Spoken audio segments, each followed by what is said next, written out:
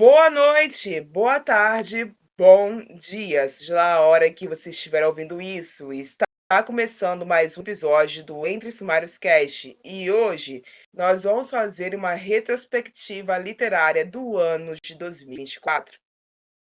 Agora,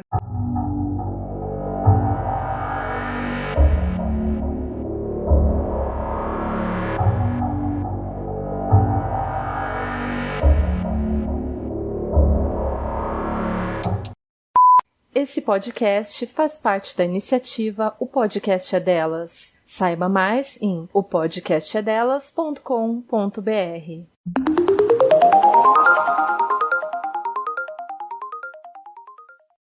o ano de 2024 foi um baita ano. Eu, no início, me desafiei a ler pelo menos 20 livros durante o ano inteiro, lá no Goodreads, mas acabei lendo 12. A Anne e eu começamos a entrar de cabeça na literatura asiática como um todo. Eu fui para o lado dos chineses e ela para o lado dos tailandeses e dos malásios. E estamos aqui obcecadas pela Ásia desde então. O grupo do podcast praticamente abandonou o Book Twitter.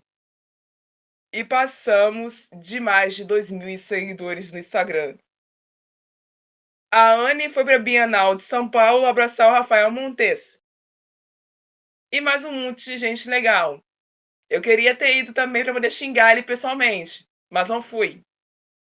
Nós mudamos a escala de lançamentos de semanais para 15 dias. E eu assisti um monte de gente na internet durante a eleição americana querendo ensinar para Margaret Atwood, a escritora de O Conto da Aia, sobre um livro que ela mesma escreveu. E ganhei dois livros de presentes da editora Zahar, que infelizmente não trabalha mais oficialmente com a gente. Fora isso tudo, nós gravamos sobre um monte de coisa importante, mas ainda achamos tempo de gravar sobre a nova tentativa da Amazon de arrancar dinheiro de gente pobre e consumista, que foi o Kindle verde lésbico. Galera, e eu nem entrei nos detalhes. Vamos às regras do dia da retrospectiva, então. Serão agora, oficialmente, o número incontável de livros para cada apresentadora. Cada uma vai falar de quantos livros quisermos, porque hoje só estamos em dupla aqui, eu e a Anne. Já que a Yasmin Pois é. avisou em cima da hora que não ia participar desse episódio. Então, vamos tentar fazer uma mediana entre os números de livros bons e o número de livros ruins. E como nós fazemos todos os anos, serão de importância. Ou seja, os livros bons vão ser ranqueados de bom, médio e quer dizer, ótimo, médio e bom, tá? E os ruins vão ser ruim, mediano e péssimo. Então, vamos tentar manter nessa ordem. Bora para a transição, para começar as listas.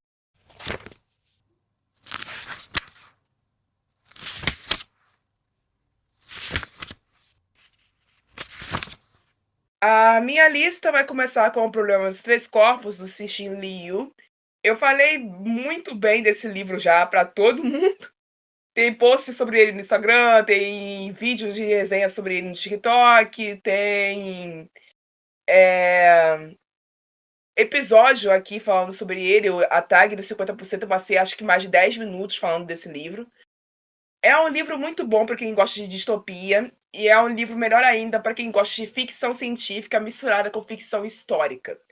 Claro que esse livro tem pontos realistas dentro dele, por exemplo, a Revolução Chinesa, da qual o livro trata nas primeiras 3 partes, é real, aconteceu mesmo, daquela forma que que o Cixin Liu descreve ali.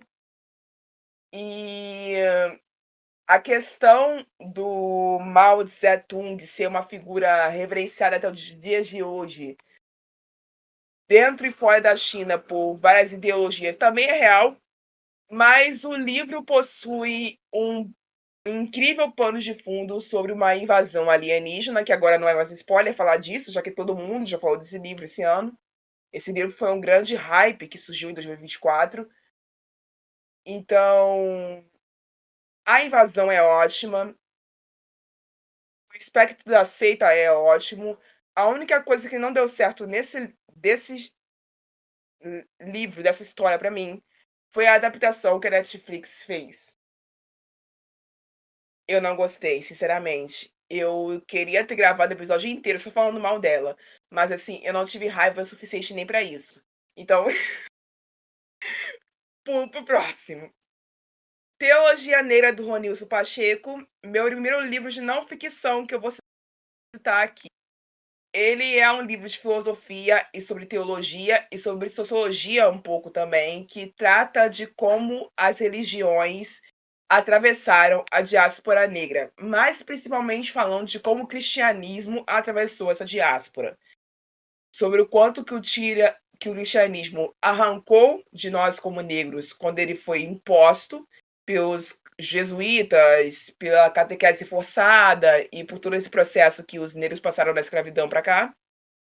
E também sobre o que o cristianismo nos deu na questão de nos ensinar métodos de lutar contra as opressões várias que nós negros sofremos aqui no Brasil, nos Estados Unidos da América Latina, através do que o livro sagrado cristão, a Bíblia como um todo, nos dava como direcionamento. E como muitos ativistas negros, ao longo da história, utilizaram a Bíblia para poder reivindicar seus direitos e, e embasar suas lutas políticas. É um livro muito bom para quem gosta do tema antirracismo, é um livro muito bom para quem gosta de ler sobre religião em geral, e é um livro que eu acho que vai ajudar muita gente a entender o porquê certas pessoas pretas sofrem conflitos diretos com, principalmente, a religião evangélica pentecostal. E o porquê que essa religião, mesmo assim, é tão presente nas periferias e o porquê que ela existe antes e até com mais força que o Estado nas áreas de periferia que são mais pobres do Brasil inteiro. E do gueto dos Estados Unidos também, de certa forma. Beleza, próximo. Quem vai te ouvir gritar? Organizado pelo Jordan Peele, da editora Suma, aqui no Brasil, e com a presença de outros 19 autores negros de ficção especulativa. Por que eu falei ficção especulativa e não diretamente terror? Porque existem escritores dentro dessa antologia, como a N.K. Jemisin, que não são escritores de terror. Ela é uma escritora de ficção científica, de suspense e de, vamos dizer, fantasia, mas ela nunca escreveu terror, até ela sair nessa antologia. Então ela não é conhecida por ser uma escritora de terror. Assim como muitos outros. Eu tenho até o presente momento dos 19 contos, 4 favoritos. Eu vou deixar a lista deles para vocês no Instagram. Mas eu já gravei falando sobre 2 deles lá no nosso feed do Instagram e também tá no feed do TikTok esse vídeo. A capa do vídeo é a capa do livro, então é fácil de vocês acharem. Eu tô me apaixonando cada dia mais por essa antologia, ela é a minha leitura atual, eu não terminei ela ainda, ela é grande, ela é maciça e ela é tensa, então cada conto é uma descoberta nova, a cada conto você aprende um pouco mais sobre a cultura e a vivência de algum autor diferente. Alguns são autores conhecidos, outros não, e eu acho que é uma boa pedida para quem quer começar a ler terror e que quer começar a ler o que nós entendemos sobre horror negro, que aí já é um negócio bem mais profundo do que nós entendemos como terror em geral. Eu passava para a Anne falar dos livros bons dela agora. Bom, esse ano eu li um pouco menos do que nos outros anos vocês estão acostumados a me ver falar por aqui, né? Eu nunca fui uma série da vida que passa do 100, mas 2 anos atrás, né? Os 2 últimos anos, eu sempre Hashtag tava ali numa saudades. meta. É. da nossa máquina humana. É, eu acho que ela continua sendo uma máquina, porque ela tem 2 empregos. É verdade. E, nos últimos 2 anos eu sempre estava ali numa margem de mais ou menos 70, 80 livros, certo? Certo. Este ano, todo ano a minha meta normalmente é de 50 livros. Até então eu não estava muito ciente de se eu tinha batido ela ou não, mas eu descobri hoje, montando pro episódio, que sim, eu bati os 50 livros, mais precisamente 38 no meu Kindle e o resto todos os livros físicos. Aí vocês perguntam, por que que houve essa pequena decadência entre aspas, né, de livros? Porque esse ano, além de gêneros de leitura, do que eu já estou acostumada a ler, que é muito a partir dos romances e tudo mais, romance romântico. E eu me foquei em ler os meus livros físicos, isso também já é uma meta pro ano que vem. Eu vou comprar livros, porque eu ainda tenho muito livro na minha estante que ainda tá plastificado, gente, que eu nem abri. Mas, enfim, como a Rai citou, esse ano foi um ano muito importante, porque eu comecei a ler fora do eixo Europa, Estados Unidos, Brasil, né? Que são os que eu já costumava ler. E falando um pouquinho sobre as minhas leituras asiáticas, até então estou ali no Malásia e Tailândia, porque eu também leio algumas novels de lá. Mas gente, juro pra vocês, a Tailândia é um negócio que é muito difícil achar livros e novels tailandesas, porque, enfim, ter mais scans para fazer traduções desse tipo de novel. Vamos lá. A primeira dos meus livros, que com certeza foram dos meus favoritos, o primeiro deles foi Pa-5, da Min-Jin Lee. É uma história muito bacana sobre gerações e sobre cultura, etnia, e fala muito sobre guerra, né? A gente tá falando ali. O livro ele se passa de 1919 até 1989. E a gente acompanha 4 gerações de uma mesma família coreana e a vida deles como pessoas coreanas que acabam tendo que se mudar pro Japão, de todo o movimento de invasão japonesa, a Guerra das Coreias, a Segunda Guerra Mundial. Fala muito sobre como o governo japonês, né, cruel, e ainda é até os dias de hoje, porque o livro ele acaba meio agridoce. O livro, apesar de que assim, é um bom final, mas é um livro super agridoce, de reviravoltas, e ele é muito, muito, muito, muito real. É um livro muito bom, tipo, é maravilhoso o livro. Ele não é tão difícil de ler. Eu senti que, por exemplo, o próximo da lista, né, a proximidade, o que que é, ele tem uma leitura muito mais difícil do que Pa-5. E caso você não queira ler, porque o livro realmente é um pouquinho grande, tem o Apple TV, que, se não me engano, são 2 temporadas. E é muito, muito, muito, muito, muito, muito, muito legal. O próximo, né, é A Tempestade que Criamos, da Vanessa Chan. Eu já falei desse livro aqui. E mais no Instagram falando sobre ele. Porque ele foi o primeiro livro, né? Eu ganhei da nossa querida Dona Companhia das Letras, junto com A Herdeira do Mar, que eu ainda tá na minha lista. Eu quero já ler, vai ser uma das minhas primeiras leituras. E A Tempestade que Criamos também fala sobre a invasão japonesa, só que agora na Malásia. E é uma história dramática, muito dramática, de uma mulher do lugar onde ela está, né, da posição que ela exerce. Ela está muito cansada dessa posição e principalmente fala muito sobre preconceito. Até porque antes da invasão japonesa, a colônia britânica que existia na Malásia, e como isso afetava os malaios, até porque a principal ela fala muito sobre essa questão de pele, como, por exemplo, que ela tinha que esfregar a pele dela quantas vezes fosse necessário para que ela ficasse menos bronzeada por conta do trabalho e porque realmente eles não são pessoas brancas, ou como, por exemplo, ela sofre com racismo quando ela está no mercado e aparece uma mulher branca e a pessoa que está atendendo ela para de atendê-la para atender a mulher branca, já que ela é muito mais importante do que a Cecília. Incrível, ele é muito denso e pesado, então assim, eu não recomendo que você faça essa leitura se você for uma pessoa que se engatilha fácil, porque tem bastante gatilho. Tem cena de abuso explícito na história que não é simplesmente jogada, mas que assim pode sim afetar se você é uma pessoa sensível. Mas assim é um livro muito, muito.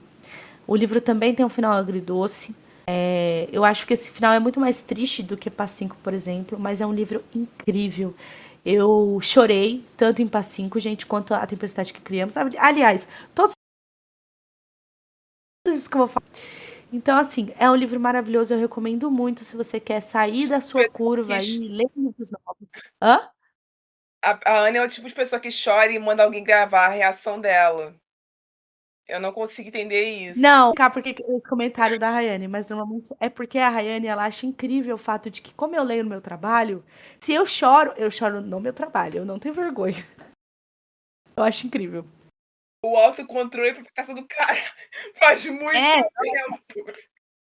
por exemplo, e com o Pá-5, meu balcão estava lotado e um dos clientes, ele perguntou o que que aconteceu, e eu assim, eu tô lendo por causa do livro.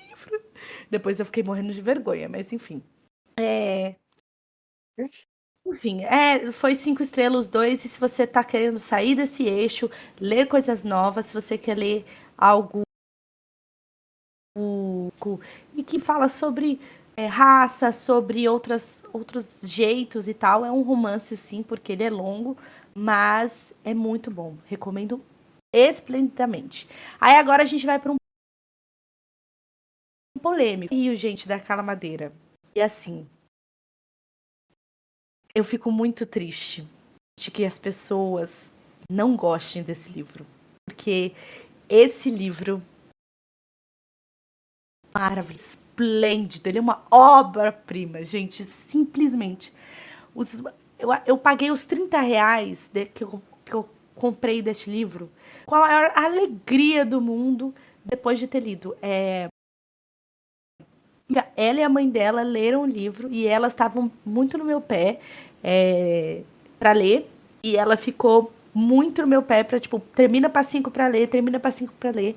E assim que eu terminei, eu comecei a ler o livro em 2 dias, porque eu tive que fazer uma pausa, porque minha amiga queria ver as minhas reações, já que nós trabalhamos juntas. E assim, gente, olha, eu entendo muito bem por que as pessoas problematizam e por que desse livro. Até porque a gente tem ali um casal que é conturbado. Mas eu sinto que, assim, o livro ele é muito real, gente. E na vida real, ninguém é 100% ruim. E aí, além disso, as pessoas, gente, elas perdoam. E às vezes as pessoas perdoam, não é você esquecer uma coisa. E também não é diminuir o erro da pessoa, entendeu? Mas é você entender que, assim, que é literalmente. O livro faz muita analogia com o rio, com correnteza, com águas. E a vida, tudo tem seu curso, tudo. E eu sinto. O livro faz muita analogia com Deus também. E eu chorei de soluçar na última página. Eu. Você não quer ler, não quer ouvir, pode passar um pouquinho pra frente, porque a primeira frase do livro eu achei maravilhosa, que ela fala assim, Lucy é puta, mas puta mesmo. Essa é a primeira frase do livro. E Deus está de volta.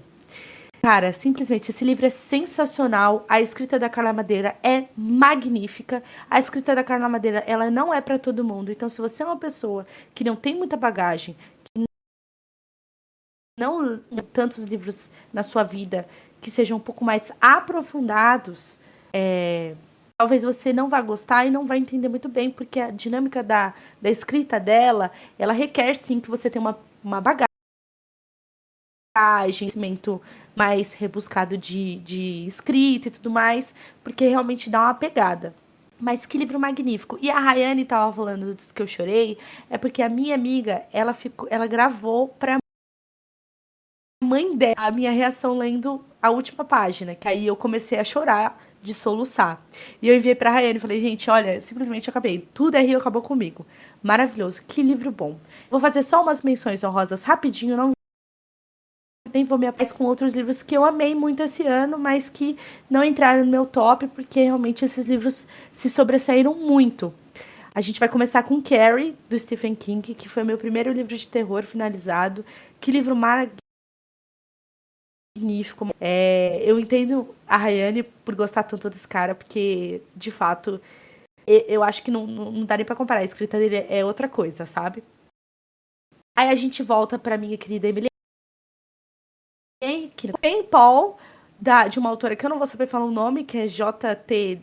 Gensinger. Aí vocês podem me corrigir depois. Livro magnífico de dark romance com mistério. E In The Shadow, da F. Fortunato, que é... Fala, Rayane, pode falar a sua parte aí. Antes de eu passar para transição e falar dos livros ruins, eu falar que eu reli Carrie esse ano, porque esse ano fez 50 anos que Carrie foi publicado, e a Uhum. Suma deu de presente pra gente as edições especiais da republicação de Carrie com a nova tradução da Rediane Wizarzinski. Eu não sei se eu estou pronunciando o seu nome certo, Regi, me perdoa se eu pronunciei errado, mas eu te amo e o seu nome é extremamente complicado. A tradução nova é extremamente 10 vezes disparado melhor do que a velha. Eu li a tradução antiga de Carrie, eu sofri com a tradução antiga de Carrie, eu acho que todo mundo que leu Carrie com a tradução antiga sofreu, porque é um livro arrastado, é um livro que foi produzido de uma forma que ele tem Não muitas linear. camadas, não linear, ele tem muitas camadas de medo. Ele não é um livro que te entrega um susto de primeira, Sim. ele é um medo alimentado. Então, como a maioria dos livros do Stephen King, ele é um livro que o medo é crescente juntamente com o drama. Então, para você sentir medo de Carrie, para você sentir os efeitos que o horror te causa nesse livro, você tem que se colocar no lugar das vítimas desse caso. Primeiro a vítima vai ser a Carrie, a segunda vítima vão ser as vítimas que ela faz, então você vai se colocando no lugar de cada vítima para sentir cada medo. É uma experiência incrível, eu super recomendo Carrie para todo mundo. Mesmo que você tenha medo de livros de terror, eu acho que Carrie é um lugar ótimo para você começar, porque E eu. é um dos Desculpa, continua, só pra depois eu complemento. tudo bem. Porque é um dos livros que podem ser considerados leves e que é um dos livros que podem que o Stephen King escreveu há 50 anos atrás, mas eles se sobrevalecem até hoje. Ou seja, os temas tratados em Carrie há 50 anos atrás existem hoje. Fanatismo religioso, bullying, violência policial, racismo até de uma certa forma, xenofobia, gordofobia, todos esses temas que são Uhum. tratados em Carrie ainda existem hoje, ainda respiram hoje, ainda são problemas muito sérios de serem enfrentados nos Estados Unidos e no mundo inteiro hoje. Então, a leitura de Carrie é válida em qualquer tempo. Agora você fala. Não, e é interessante falar que Carrie, ela não só te causa medo, ele te dá uma sensação de, agonia as partes do livro, você sente um pouco de nojo, você sente um arrepio. É uma crescente muito grande com Carrie, que dá pra sentir. E quando eu recebi o livro, a Rayane também. A Rayane. Mas assim, talvez você não goste muito, ela falou. Eu acho que também deve ter sido por conta dessa antiga tradução que a Ray Sim. leu como primeiro. Mas assim, nessa edição que dá. Gente, juro, é muito bom, é primoroso. Que trabalho, sério. E a edição é magnífica. Eu queria ter comprado outra edição da Biblioteca do King na Bienal, mas eu estava. Mas eu ainda eu pretendo comprar as outras, porque de fato essas edições elas são mais do que só a história. Eles são realmente é um objeto porque é muito, muito, muito bem feito, muito bonito. É um trabalho muito bem feito da editora. Almas Eternas pra Suma, irretocável. Vamos pra transição falar de coisa ruim. Esse momento chegou.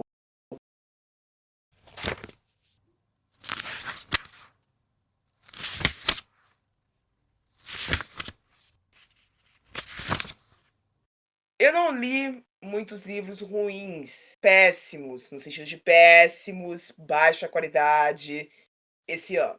Eu fiz 2 releituras, que foram Carrie e eu acho que O Pacto, do Joe Hill, mas o Pacto eu não reli ele inteiro, do início ao fim, eu reli partes dele, porque eu precisava lembrar de certas coisas, então eu reli ele. E Carrie eu reli integralmente. Mas eu comentei lá no episódio dos 50% que nós fizemos na metade desse ano, sobre os livros Está Tudo Bem, da Cecília Raban, e Antes que a Morte Morra, de um escritor nacional que eu esqueci o nome agora, e eu vou deixar como esquecido mesmo. Eu já falei sobre toda a raiva que eu passei com esses 2 livros lá, então se você não ouviu, volte e ouça para você ouvir os detalhes. Mas sem me aprofundar nos detalhes que eu falei sobre cada um desses livros, eu vou aproveitar que a Anne falou sobre Tudo é Rio, seu livro conturbado, que é um livro realista, que é um livro que nem todo mundo gosta porque ele é real demais e ele mostra uma face da realidade que não é tão confortável. Está Tudo Bem, dessa Cecília Raben é a mesma coisa, nesse sentido estreito de não mostrar uma face, de mostrar uma face da realidade que não é confortável, de ter questões de abuso incluídas no livro que são tratadas de uma forma realista, porém não da forma que a maioria dos leitores gostaria de ver, e de ter a abertura de discussão para relações amorosas que são mais profundas e mais complicadas do que a maioria das pessoas está acostumada a ver. A minha crítica principal sobre Está Tudo Bem, lá no episódio dos 50% e em todos os conteúdos que eu fiz sobre esse livro, foi a forma como ele foi vendido pela editora responsável, no caso a Paralela. A Paralela cismou que esse livro era um enemies to lovers normal, cismou que esse livro era um romance besta e vendeu ele como um romance besta. Ele não é. E esse marketing, esse formato de venda prejudicou muito o público que recebeu esse livro, porque foi uma quebra de expectativa geral ali feita no meio, e também gerou um desgosto muito grande em quem realmente foi ler esse livro sabendo o que ele era, porque tinha visto as resenhas anteriores de leitores americanos sobre, porque viu o livro sendo vendido como algo falso. Quem viu o pouco do conteúdo que a Paralela produziu sobre esse livro sabe do que eu estou falando. Eles divulgaram um pouco, mas quando divulgaram, fizeram um negócio que não tem nada a ver com o que a história trata. Em grande parte. Então, O final de Está Tudo Bem é satisfatório? Ele não é, mas ele é realista, ele é verdadeiro, ele é sincero. Então ele é o final, eu não diria agridoce, é um final que te causa embrulho no estômago, principalmente para quem já viveu situação de abuso. E é um final que, em algumas pessoas que eu li as revisões, causou medo, porque a forma como a o narrador observador dessa história narra a última cena, que é feita no livro, é agonizante. Então, quem sabe da realidade pós aquela cena, você sente medo e não compreensão do escopo do livro. Antes que a morte morra, eu falei que eu não gostei, porque é um livro fraco, essencialmente fraco, não tem nada de extraordinário nesse livro, a única coisa que presta nele é o título, e é um terror folclórico do interior do Brasil, vamos dizer assim, mas se passa numa cidade fictícia, e ele não entrega quase nada. É um negócio extremamente primário. Então não me agradou como uma pessoa que é veterana desse gênero, mas uma pessoa que não é, talvez goste. Agora falando de um livro que eu abandonei, antes de eu passar para a palavra da Anne, eu vou falar de um conto também, que é Os Mortos Herdarão a Terra, da Maíra Sewald. E ela é uma escritora brasileira, apesar do nome, tá? E eu abandonei esse livro no capítulo 10, porque é chato.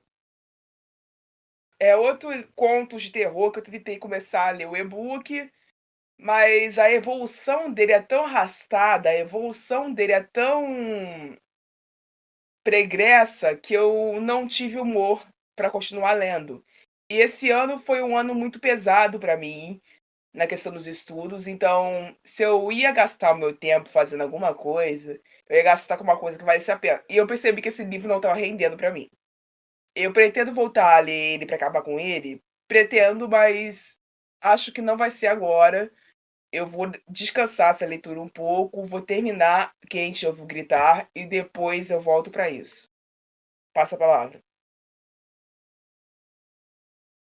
Olha, eu vou pegar um pequeno gancho aqui do que a Rayane falou sobre Está Tudo Bem, antes de começar as minhas críticas, também aos livros ruins, que é exatamente esse formato. O Tudo é Rio também fala sobre uma questão de abuso,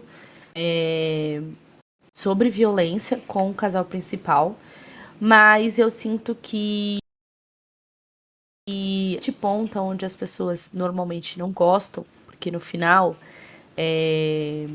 a galera não gosta de como desenvolveu os dois, eu sinto que a personagem da Dalva, que é a nossa, ela faz, ela causa uma vingança muito silenciosa que me fez entender, tipo, e gostar do final, entendeu? Eu sei que não é suficiente, que não é bem assim e tudo mais, mas quem leu as últimas páginas do livro descobre o plot twist. Realmente, de fato, a Dalva, ela teve a vingança muito diferente do que a gente está acostumado, né, de ver nas tramas. Mas enfim, agora a gente vai falar de livros ruins, porque Tudo é Rio é maravilhoso. Eu também não tenho muitos livros ruins, até porque eu tive muitos livros abandonando, percebendo que não estava rendendo muito minha leitura, que eu não estava gostando muito. Eu acabei abandonando. Mas tem um específico que eu terminei, que se chama Rendendo-se a Ex-Mulher, da Nick Dantas. Esse livro. Olha, gente, como pode? Olha o nível, né? Um dos gêneros que eu mais gosto tá no meu piores do ano. Mas esse aqui tem altos motivos para. É uma série. Esse livro em específico, que é o segundo, a gente conta a história de um principal que é casado com essa moça. Não vou me lembrar os nomes, gente, não me perguntem. Ele tem filhos gêmeos e ele descobre que os filhos gêmeos são gays e o irmão dele também. E aí ele acaba fazendo uma merda colossal de dar uma surra nos próprios da sexualidade deles. E a mulher acaba pedindo o divórcio. Até então você fala assim, gente, mas a premissa não é ruim? Olha, olhando num ponto, sim. Mas eu queria muito saber como a autoria ia explorar essa redenção para esse personagem. Só que eu acho que essa autora, me desculpe, que ela escreveu esse livro maluca, assim, bêbada. Porque, primeiro que você usar algum tipo de trauma como o acontecendo na vida do principal, como justificativa para as coisas ruins que ele faz, o preconceito que ele tem, o fato dele sentir nojo, dele sentir raiva quando ele vê o irmão ou os próprios filhos, eu acho que isso já tá injustificável, entendeu? E não tem como depois você acabar Cara, transformando pô, isso numa coisa boa, entendeu? isso voltou, cara. Isso voltou. Eu pensei que tinha morrido. Meu Deus do céu. Caraca. Fala, amigo. Assim, eu tô falando isso voltou porque, assim, 50 tons de cinza, eu não sei se todo mundo lembra, Uhum. mas 50 tons de cinza, a desculpa que a escritora que fez, eu esqueci o nome dela agora, dá, é É o James, justamente né? essa. Holly James. O Christian Grey abusa de mulheres. O Christian Grey é um sadomasoquista porque ele foi abusado sexualmente quando ele era criança. Ele tem um trauma psicológico em relação à mãe dele, porque ele via a mãe dele transando com os clientes dela, porque ela era uma prostituta, de uma forma extremamente violenta.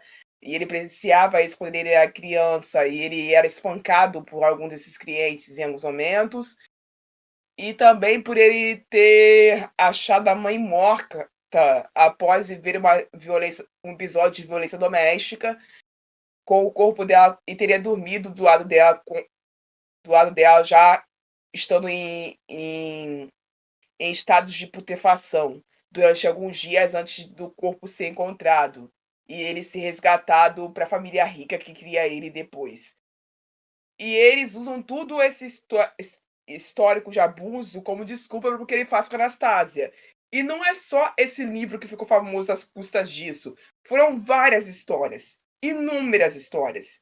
A história do Gideon Cross com a Eva Tramil, do livro Crossfire da Sylvia Day, tem o mesmo escopo que a Ana acabou de dizer. O Gideon foi abusado quando ele era criança também, e isso é usado como desculpa pelo abuso que ele faz com a Eva.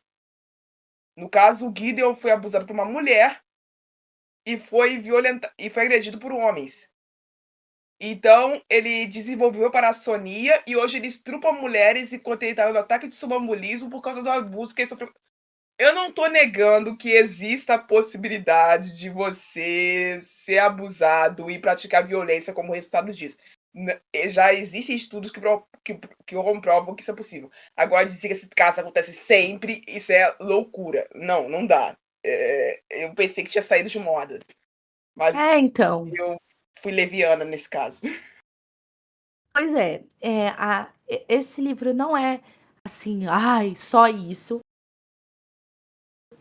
Ele aborda, sim, um fator importante para a virada de chave do personagem principal, que é o fato de que quando ele percebe que perdeu a família, que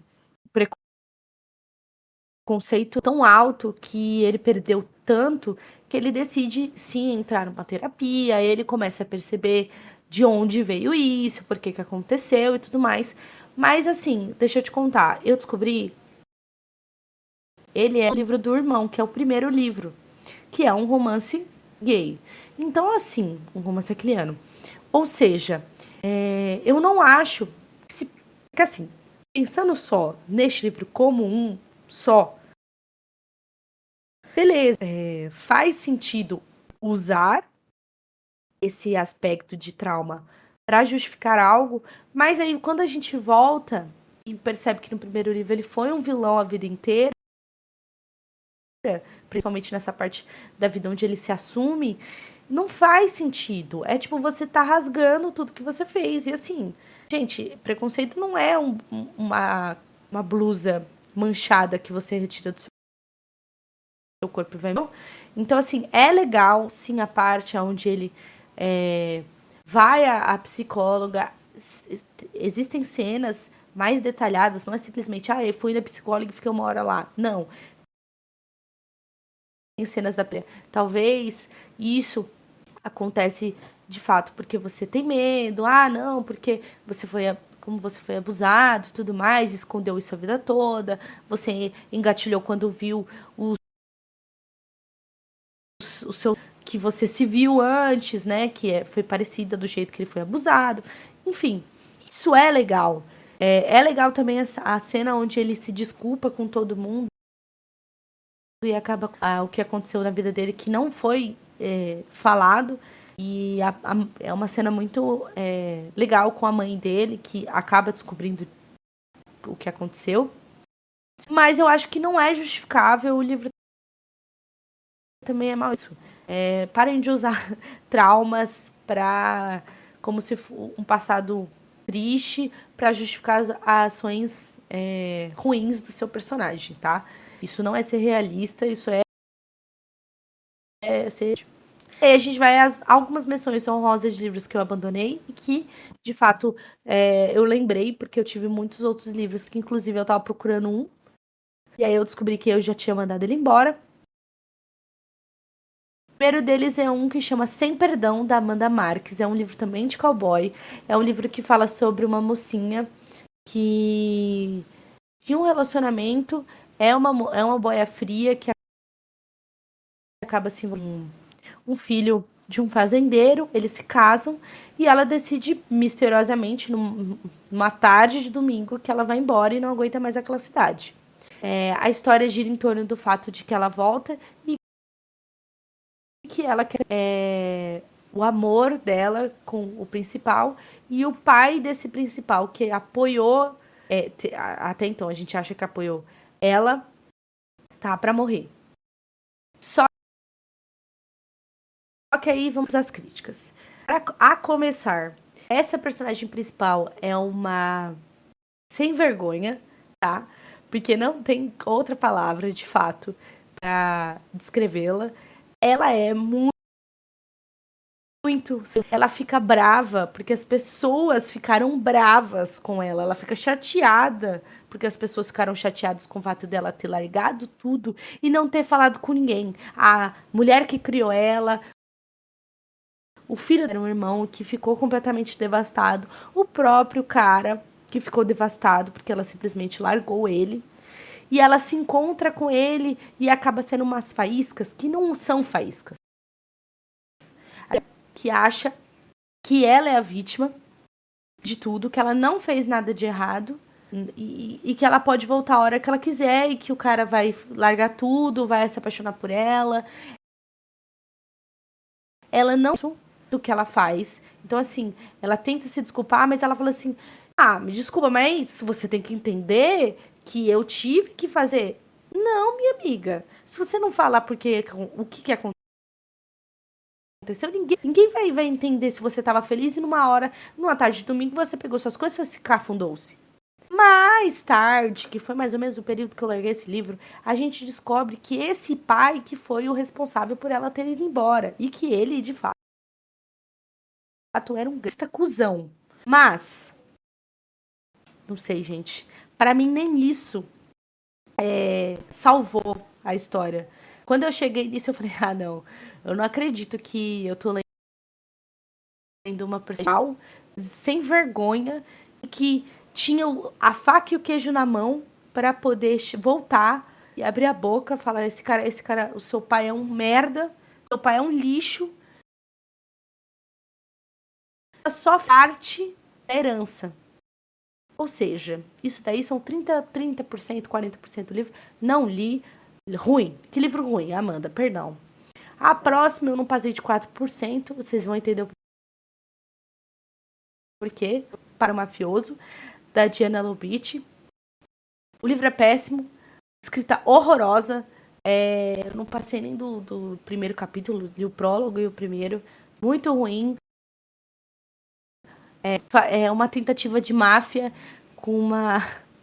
Ai, gente. A menina fala pro pai. Aí o pai fala, mata esse homem. Ela fala assim, não vou matar. Aí ele fala, mas antes ela vai matar essa menina. Aí ela, ai, não, eu mato, eu mato. Aí o pai fala, em 5 minutos eu volto. Aí aparece um cara que tá nas sombras e mata pra ela. E aí, então você fez. Tipo, gente, que máfia é essa? Que máfia é essa? Não faz sentido nenhum. Gente, péssimo, morrendo, muito ruim.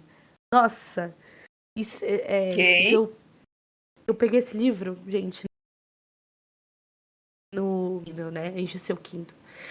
Horrível. A sinopse, gente, é muito boa. A sinopse é boa. Mas aí é aquele caso de sinopse, não vende livro, mas Ela não, deve ter não pagado para escreve. alguém escrever a sinopse. Certeza. Péssimo, que livro ruim. Para Ai, ai. finalizar, para finalizar de uma autora conhecida que eu sempre falo sobre aqui, que é Pedacinho do Meu Coração, da Gabi Santos. Aí muita gente não gosta, mas esse é um livro de Alfa, Beta, Ômega, é um livro desse tipo. Gente, aí vocês vão me desculpar, eu leio até o Rascunho da Parede da Gabi Santos, eu gosto muito da autora. Esse livro aqui tem essa proposta, é um clichê muito, muito, muito, muito, muito, muito clichê. O primeiro livro, que chama Meu Pequeno Milagre, eu já não tinha gostado. Esse livro eu estou com ele em 68%. Eu vou voltar, vou terminar de ler, mas esse livro eu não gostei. Isso daqui, esse livro, ele é o começo do processo de escrita da Gabi Santos. Eu acho que eu voltei para ler esse livro, gente, no Wattpad, que foi quando a Gabi começou. Mas assim, é inegável se você pegar esse livro e pegar o último lançamento dela, né, Destruído por Você, que é maravilhoso, terminei recentemente também, e ler esse, porque você, de fato você fica, a história é meio, enche muita linguiça, gente, do tanto que eu já li, eu acho que eu já li quase 270 páginas, 300 páginas, acaba dessa história, nem tem tanto assunto pra falar, não tem nem um vilão, tá tudo muito bem, tá tudo muito bom, e eu tô ainda em 68. Nossa, eu tô muito cansada. Vou terminar de ler, talvez terminar de ler. Mas enfim, esse não deu pra mim. Eu tenho outro da Gabi Santos também que eu não consegui terminar de ler, mas esse daqui foi porque eu realmente não gostei da história. E é isso. Então é isso, gente. Uma das tradições desse podcast se manteve, a concorrência continua desleal. A Anne leu 50 e eu li 12. Um dia eu melhoro, não sei quando. Amiga, mas você tem que dar um desconto pra você, antes de direito, sabe? Se você contar Pois os é, livros a de direito que faculdade você leu aqui, você leu mais livros. Só que é li. foda você Se eu, falar aqui, ó, é, é, gente, ó. pois é, se eu contar os livros de direito que eu li, eu poderia dizer que eu li 20 livros esse ano, realmente. Aí, ó. Mas eu, entenderam? É complicado quando você tem que ler para a faculdade e para se divertir ao mesmo tempo. É um negócio complicado. Mas enfim, gente, foi isso o episódio de hoje. Como eu tô pedindo no final de todos os episódios agora, por favor, sigam a gente no Blue Sky. O user é o @castsumários.bsky.social. Tá na descrição desse episódio o nosso user.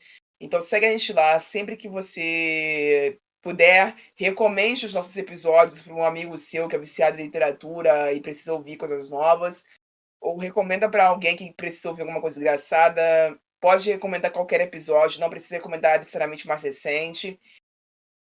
Obrigada pela audiência de todo mundo que permaneceu conosco esse ano, apesar de todas essas dificuldades que nós enfrentamos. O ano de 2024 foi um caos, foi um Deus nos acuda. A gente pensou que ia morrer, Sim. mas tá todo mundo vivo. O nosso barco tava cheio de buraquinhos, agora ele tá cheio de remendo. Mas Basicamente isso aí. E a estamos gente na vai tentar exato, e a gente vai tentar fazer esse barco virar um navio decente no ano que vem. exatamente. A gente sempre se esforçou muito para fazer esse programa funcionar, mesmo com todos os problemas que a gente tinha. A gente começou esse negócio de improviso, então a gente tenta melhorar a qualidade dele a cada ano e a gente conta com a audiência de vocês para conseguir fazer isso dar certo. Então, muito obrigada por quem permaneceu, obrigada aos novos que chegaram e obrigada, como eu sempre agradeço, pela parceria das minhas apresentadoras que não desistiram de mim nessa brincadeira doida. E obrigada também pela parceria da Companhia das Letras, que está conosco há 3 anos, oficialmente agora, que não nos abandonou, apesar da nossa produção ter diminuído. É muito gratificante fazer parte desse time de parceiros, é sempre uma alegria receber algo novo da companhia. Eu recebi muitos brindes esse ano, um deles foi o livro A Lista de Coisas Suspeitas, da Jane Godfrey, que eu queria muito ter conseguido ler esse ano, mas não deu tempo. Eu recebi um bloco de notas personalizado desse livro, que ele é lindo, o livro em si já é lindo pra caraca, a edição dele é perfeita, a Paralela caprichou pra caraca nesse negócio. É um dos livros de suspense da Paralela que não é um negócio que é muito presente naquele selo, né? Vamos combinar. É o selo do dark romance, é o selo do romance dramático, é o selo de tanta a Paralela faz tanta coisa que eu fico até perdida. Mas a Paralela também faz suspense de detetive, e eu queria ter lido esse livro esse ano, mas não consegui, não deu tempo, vai ficar para o ano que vem. Então, assim, eu requisito a vocês paciência para que nós possamos entregar mais no ano que nós vamos ter pela frente. Desejo a vocês boas festas e coragem, porque sempre existem lançamentos pavorosos pelo caminho. 2024 não foi diferente nisso. 2025 também provavelmente não será. Eu só peço aos deuses da escrita e da criatividade que peguem leve com os leitores, porque a gente não merece inventar um calhamaço que seja péssimo. Obrigada pela leitura, obrigada pela companhia e até a próxima. Você ouviu um programa participante da rede Podcast é Delas, uma iniciativa que fornece toda a infraestrutura necessária para mulheres hospedarem e publicarem os seus podcasts. Para fazer parte, entre em contato conosco através do site opodcastadelas.com.br ou através das nossas redes sociais, como @opodcastadelas.